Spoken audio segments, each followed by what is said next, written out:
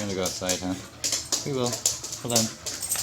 Just wondering, why are you holding that Kong like that? You claiming the Kong? Huh? Is that your Kong? Hi. Oh.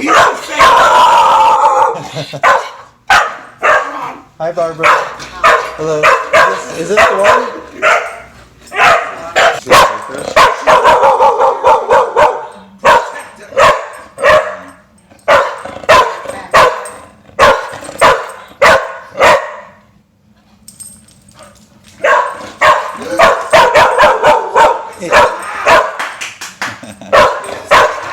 Yeah. Nice. Oh yeah, I see that. Nice. Be nice. No. Let's see what happens. Okay, that's a good girl. Yeah, that's yours. Can I pet you? See how she starts to growl? Is she? Yeah. It's okay. Oh, okay. I'm just gonna pet. Okay, let's. Okay. Just pet him. That's a good girl. It's like she's trying to make. Okay, this video is about Boots and her resource guarding, how we worked on remedying this issue, the summary, and her homework in order to prevent any regression in the near future. So resource guarding, that's when she starts guarding and showing aggression when she wants to claim and be possessive towards an object. For her, it's unique items, specifically stuff that she really shouldn't have or she stole during counter surfing. So during my time with Boots, I knew I had to correct her reactivity, the growling and biting, but I needed to understand her stress levels and how capable she is in cognitively understanding what she's doing. A lot of times they do things habitually. It always starts off with something small when she feels stressed in the beginning because she really likes something and she's afraid that it'll be taken away. And then she learned that very possibly if she shows a little bit of teeth or growling, things stop. And then it escalates to something towards biting and just trying to hurt people in order to keep what she thinks she loves. So overall, we need to understand that she's stressed when things could possibly be taken away from her, even if that something wasn't even hers to begin with. So considering her being about 1 year old, she's been doing this for a while. So I decided to take her in and help her with a structured environment to set her up for success.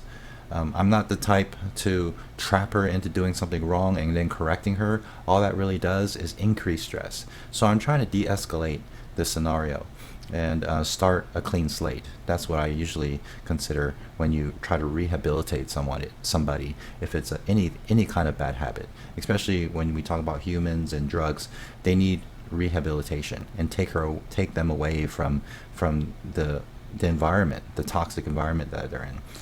Not to say that Boots' home is toxic, but it's something that's already created this habit, and the habit is strong in that household compared to my household when she doesn't quite understand the rules. And so I put everything away. There's very little that she can claim. Of course, she'll find something and then she'll try to claim it. I have footage showing her trying to claim an alcohol swab or a disposable mask. One of the methods is me starting off giving her a toy, and then I try to trade it with something high value, like a treat. Sometimes that works. Sometimes she's just so fast she can go back to the toy. And that's when I implement the drag leash, so I don't have to get close to her teeth. So I would ask her to come, and if she doesn't want to come because she figures this is a trap, I'll pull her with a drag lead, which is basically a leash that doesn't have a loop on the end that she'll drag around. I'll grab that leash, I'll pull her away from the situation, and then I'll grab the object that she's possessing, and then I'll reward her for it. And if we do this over and over again, it will work. But with her, considering how ingrained her resource guarding is, I have to implement all these strategies just to make sure that she's successful. Other forms of structure that I find directly related to resource guarding is her lack of followership, which is the opposite of leadership. She's basically taking the initiative and trying to be a leader, but she's a very poor leader. Most dogs are. They don't know what they want. They just know that they're not interested in following you. So I make it to a degree that they want to be interested in following me. That's why I always have a treat pouch on me that I will give to you, and I'll give you the remaining of my treats. So because everything should be a positive experience, because we're trying to de-escalate something that's very stressful to her. When she possesses something, she really wants it. So we need to make sure that we de-escalate the scenario by rewarding her with something else. Now, of course, we're not trying to reward her for resource guarding. So that's why we try to implement all these strategies holistically. So the structure of increasing her followership is to mind my space. A lot of times she's just ramming through things, trying to be nosy, or when I open a door, she may be interested in darting out. Sometimes she's pretty good at it, good at minding my space. So, but one thing, regardless of the scenario, especially when we have this somewhat territorial guarding with the household, we have footage of her looking to be pretty aggressive towards strangers. If she had strong followership, then she should be waiting for confirmation from us. So when I open that door, I want her to wait. So I give her plenty of verbal cues so she understands to sit, and then I'll reward her for sitting, and then I'll say okay, which is a positive release, and I'll have her go outside. While we're outside, you'll see me use verbal cues like this way, or stop, or go potty, or walk. These things are pretty important because I don't want her to just randomly walk away as if that's something that's acceptable, because it's not. She should understand. So when she does start walking away, I will say go potty or go play, regardless, because it's okay. But when I say walk, I want her to try her best to walk by my side, because she needs verbal cues to understand to follow my lead. Otherwise, she's doing her own thing all the time, and that's not good. So you'll see I have these verbal cues pretty strong with her, because at this moment she can pretty much go off leash with me. I'm not worried about my street being pretty with high speed traffic, because when I say stop, it's stop, or when I say come here, it's come here. The recall is getting really good because it needs to be. And then if I can do it off leash, I can do it on leash. I'm not suggesting you to do it off leash. I'm just using it as an example of how well structure can be if you implement it. Then with the remote collar, it's more or less a pager, or nobody uses pagers anymore. It's like a cell phone for dogs.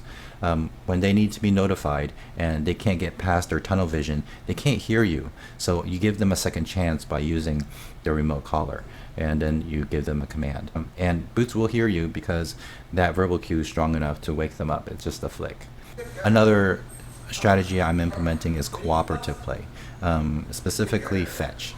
Now with fetch, she was initially just grabbing the toy that she loves and then playing keep away, but I slowly taught her that when she gives it back to me, I'm going to reward her for that, and we get to play again. And if she just doesn't give it back to me, I just won't show any interest with her anymore. I'll just redirect my attention towards Fluffy Bottoms. I use him as a method of helping Boots understand that playing with me is more exciting than playing with yourself, and that in itself means surrendering that toy. So that is a side method of trying to prevent possessiveness, trying to help her understand that even if you love that toy, it doesn't mean you're going to lose it. You're always going to still have it, and quite frankly, sharing is caring. Sharing is fun. So throughout the week, I would implement all these aspects, including the correction ah, and I use that because I don't want to say no or no, because no requires me to positively correct Boots, and that does bring up stress or escalates the stress level. So throughout the week, I implemented all these aspects because I want her to be successful, and we need all sorts of methods of remedying something. So I do suggest possibly using the drag lead. I do suggest using the remote collar. The remote collar is set up to be used throughout the entire day and taken off at night. So really quick rundown of this collar. This is one that I suggest. This and Doctra. This is called the Mini Educator, and you can tell right now is set on a very low stem of 5. There are 3 buttons, one There's a single button here that's a vibrate that I rarely use, but I will just tap it and you'll hear it and blink red when it's in use, and it feels like a cell phone. The thing about that is sometimes that is more reactive to the dog than these two buttons, which are the stem buttons, S. The black button is the 5, and you'll see when I press the black button it'll blink 5, and then the it's too bright, and then the red button is set at 20. So it's plus 15 or plus 16. On incidentally, it's plus 16. It's supposed to be plus 15. This collar is, this transmitter is special. All the good stuff are always additional. So I bought the transmitter and the collar, and then I bought this this special collar because we do have issues putting collars on and off with her. She's comfortable with me doing it, but I can anticipate her being struggling. You did see how she struggled a little bit in the beginning, but now she is pretty good with it. But even with this collar, this snap collar here, it can snag some hair. So we just try our best to put it on as fast as possible and wiggle it around to get the hairs out. Also, this contact point is special. You can tell it's called a winged wire, or comfort wing they call it. Generally you'll see in your box that you'll have these two contact points there, and that sometimes doesn't have good contact, and it requires the collar to be extra tight, high and tight. Now this one is set up to be not very tight. In fact, it could be tighter. So if you ever see the collar just kind of shift all around because she's just kind of messing with it, then perhaps you want to make it tighter.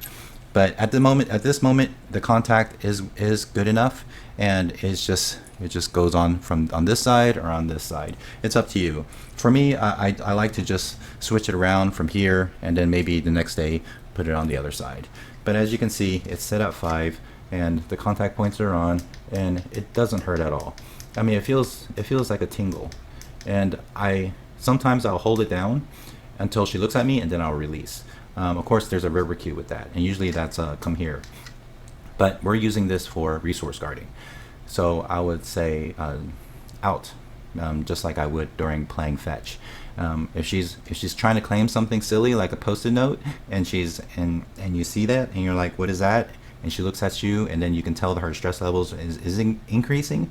I would press the black button and say out, and hold it down for a few seconds to see if she react. If she's fighting, then you know that she's trying to be defiant. In that case, I would press the red button, and that is uncomfortable. Of course, it doesn't make me flinch because I understand the feeling, but of course I don't want someone doing that to me, and that's what we kind of want. It's a positive correction, unfortunately, but it only takes one or two times for her to understand that when you say out, it means out. Now, when I say it, I don't need to press the red button anymore. It only took one time, and then she understands. In the future, of course, we're hoping we won't need it anymore. We're trying to break this cycle where she thinks that it's important to resource guard, and then we're trying to de-escalate it by rewarding her for a treat after we say out. Try to lure her away from the scenario. Tell her to sit, grab the object, and give her a treat. That is the goal. Now, if she can't do that, that's when we use the remote collar and we say out, and then you tell her to come to you, grab the object, and reward her. Either way, we're still trying to de-escalate the scenario. But when she starts growling, then we cannot accept that. That means she's just pushing her luck there, because I've already spent enough time for her to understand that that's not acceptable. Now, of course, things are different with you guys. Her level of respect for me is generally higher than her respect for you because of the amount of structure I created. Now, that's why I'm showing these videos, so we can implement the structure with you, try to replicate everything I'm doing, and I'm always here for you guys if something is going wrong, or if you have questions on if you're doing something incorrectly or not. All in all, she is operant conditioned to out something and to release something. Now, if she holds on to something, it's because of the stress, and that's where it gets tricky. So remember, you have the drag lead, you have the remote collar, we have the reward system, and we have our verbal cues, a very strong verbal cue. These all, and we have the holistic approach of structure walking. So implementing all of this will lead to success. It will, because it's successful in my home. This was a challenge. I did not expect to need to use that much strategy. I just thought that perhaps if I use a drag lead and continually reward her, generally that does fix moderate aggression when it comes to resource guarding or any kind of resource guarding, territorial guarding. But for her, it's so ingrained. She is so stubborn for some reason, one reason or another. Perhaps it's what you mentioned about her previous training that hardened her to want to be like this. I can't really say. So the common question is, how long should she be using this collar? Well, this collar was implemented positively. Initially, we used the vibrate, and she didn't even feel it. We just kept playing fetch. I would press vibrate for the out, and everything was good. So this is generally set up for a positive experience. Now, of course, I probably won't use the recall unless you take her to a dog park and you want her to come to you and she's not, then I would emphasize using the black stem, which is a 5, just to get her attention, because sometimes she just can't hear you because of that tunnel vision she has. So yeah, I use it indefinitely. You'll see, if you like, I'll show you some videos. I may just show you a clip right now of my dog using the e-collar, and there's a poodle that I publicly share. All working dogs use the e-collar because you want that kind of off-leash training. You want to give a high drive dog like Boots that kind of freedom. Now it's up to you, of course, because obviously the rules are a little bit sticky when it comes to being on leash. Now again, another common question is, how long do I leave it on? With this setup, with this comfort wing, we should be able to use this almost all day, 12 hours a day. And then when we need to charge it at night, you don't need to turn it off. Turning it on is easy, by the way. There are 2 red dots, one here and one here. And if we touch it together, in this case, we'll turn it off, and you'll see a red light right there. And then you won't see the light turn on anymore because it's off.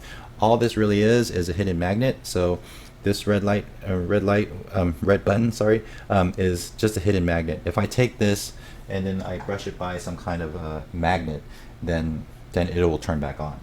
For instance, if I grab a magnet right here and I just get close to it, it'll turn it back on. So it's just a magnet, which makes this waterproof.